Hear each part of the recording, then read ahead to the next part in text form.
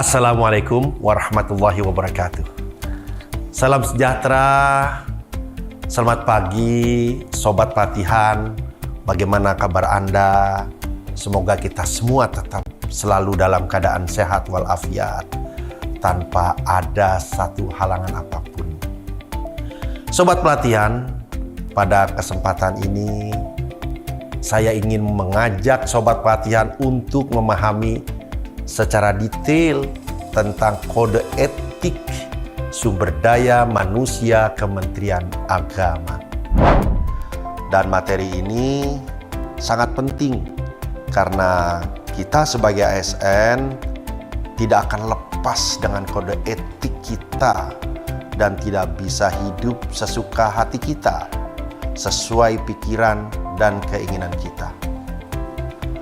Bapak Ibu Sobat Pelatihan yang berbahagia, ada beberapa hal yang ingin saya sampaikan terkait dengan kita sebagai aparatur sipil negara Kementerian Agama. 3 hal yang akan nanti saya sampaikan. Pertama adalah bagaimana potret ideal sumber daya Kementerian Agama. Yang kedua, terkait dengan makna filosofis jargon ikhlas beramal Kementerian Agama. Dan yang ketiga adalah kode etik pegawai Kementerian Agama. Nah, dari 3 ini saya coba untuk menyampaikan ya, dari yang pertama dahulu.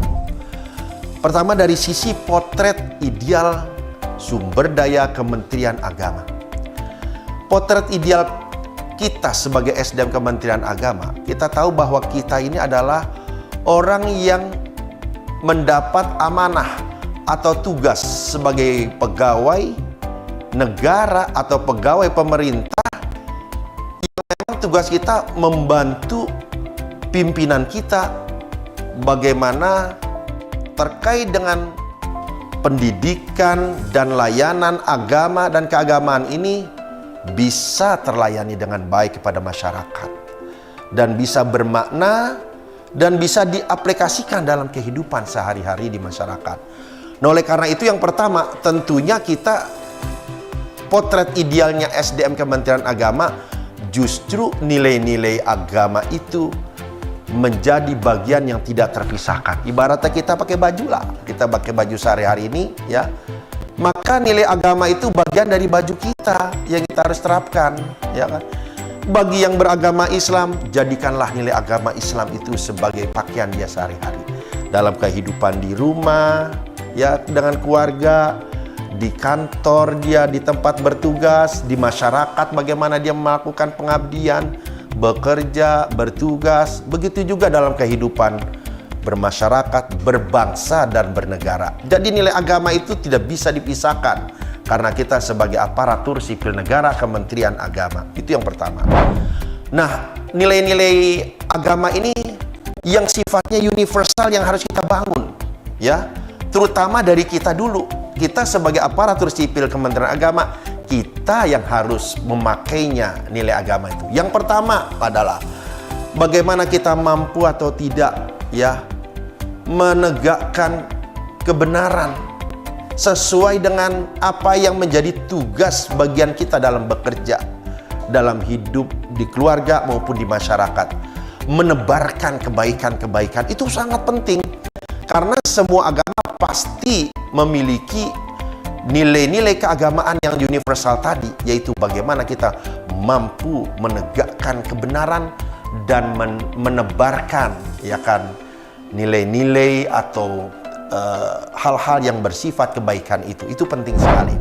Yang kedua, bagaimana kita mampu atau tidak melaksanakan tugas kita dengan penuh tanggung jawab, ya, karena kita setiap individu manusia lahir di muka bumi ini, apa yang telah ditetapkan dalam agama kita masing-masing bahwa kita ini sebagai manusia diberikan tugas dan tanggung jawab. Sebagai di rumah, sebagai kepala rumah tangga, kalau bapak, kalau ibu sebagai ibu rumah tangga, bagaimana tanggung jawab kita lakukan tugas itu. Kalau kita di kantor, semua apalagi kita ini sudah menjadi pejabat, ada jabatan fungsional, ada jabatan struktural, tentu memiliki konsekuensi logis dari jabatan. Nah, ini tanggung jawab penting sekali. Yang ketiga, terkait dengan apa yang kita lakukan itu, nilai agama itu pasti setiap pekerjaan yang kita lakukan mesti ada tanggung jawab, perlu ada pertanggungjawaban dari kita. Kalau kita bekerja dengan apa adanya, semampu kita, tanpa ada usaha untuk memperbaiki, berarti kan kita bekerja tidak maksimal, gitu kan ya. Nah, itulah pentingnya bahwa kita setiap pekerjaan ada tanggung jawab, berarti pekerjaan itu perlu dilakukan secara full commitment, ya, penuh kedisiplinan, ya, mengikuti aturan, ya, yang telah ditetapkan oleh negara atau aturan yang ditetapkan oleh pemerintah. Nah, itu bagian dari bagaimana merealisasikan kegiatan itu dengan baik. Artinya setiap pekerjaan ada pertanggungjawaban. Kita saja bekerja pasti akan ditanya oleh pimpinan. Kemudian juga setiap akhir kita dari pekerjaan, kita akan diperiksa oleh yang melakukan pengawasan, oleh kawan-kawan yang melakukan pengawasan. Apakah itu Inspektur Jenderal, apakah itu BPK, dan seterusnya. Ini adalah bagian dari publik akuntabilitas publik kita, baik kepada internal kita dalam kementerian maupun kita kepada masyarakat luas. Nah, itu bagian dari bagaimana merealisasikan dari tanggung jawab. Artinya bahwa bekerja itu harus bersifat atau berbasis pada hasil. Yang terakhir, yang keempat, senantiasa kita sebagai umat beragama bekerja secara cerdas, melakukan segala aktivitas kegiatan itu tidak hanya berdasarkan kepintaran kita, tapi ada faktor yang lebih dari itu, faktor hati nurani, ya. Bekerja dengan penuh bijak. Kalau bijak itu kan tidak hanya orang itu pintar, tapi dia cerdas. Ada cerdas secara intelektual, ada kecerdasan juga yang bersifatnya spiritual.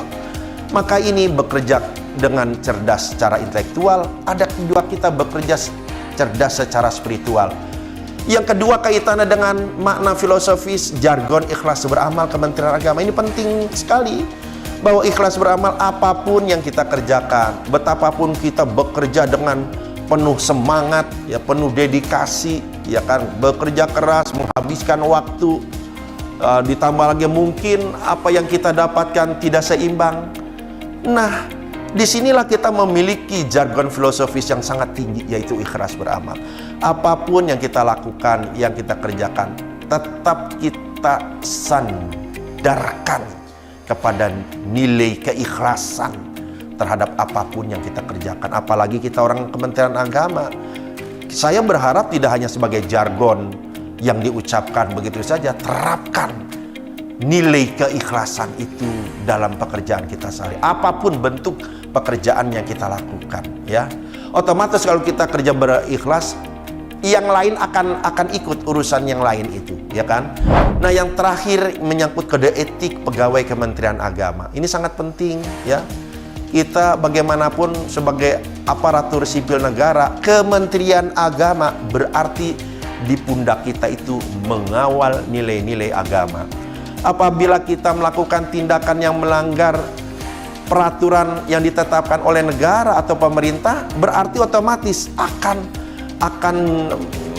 melanggar juga dalam nilai-nilai agama. Ambil contoh umpamanya, apakah tindakan yang bersikap berbau tindakan intoleran, ya, apakah tindakan yang bau tindakan koruptif, apakah tindakan yang berbau pada moralitas. Kalau itu kita tersandung pada persoalan itu, orang tidak melihat kita nih sebagai pribadi siapa, tapi karena kita mengemban Kementerian Agama, automatically, ya kan, itu akan membawa nama Kementerian Agama. Jelek tidaknya Kementerian Agama sangat tergantung kepada kepribadian kita. Oleh karena itu saya katakan, kode etik pegawai Kementerian Agama dimanapun kita berada, baik di kantor, di rumah, di masyarakat, apalagi dalam kehidupan bermasyarakat, berbangsa dan bernegara, tetap ini menjadi benteng kita yang harus jadi bagian dari kehidupan kita sehari-hari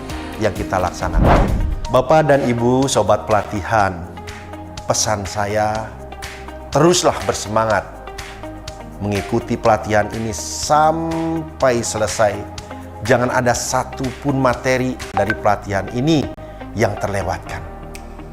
Saya berdoa, semoga Bapak dan Ibu Sobat Pelatihan selalu dalam keadaan sehat walafiat, selamat mengikuti pelatihan tanpa ada satu halangan apapun.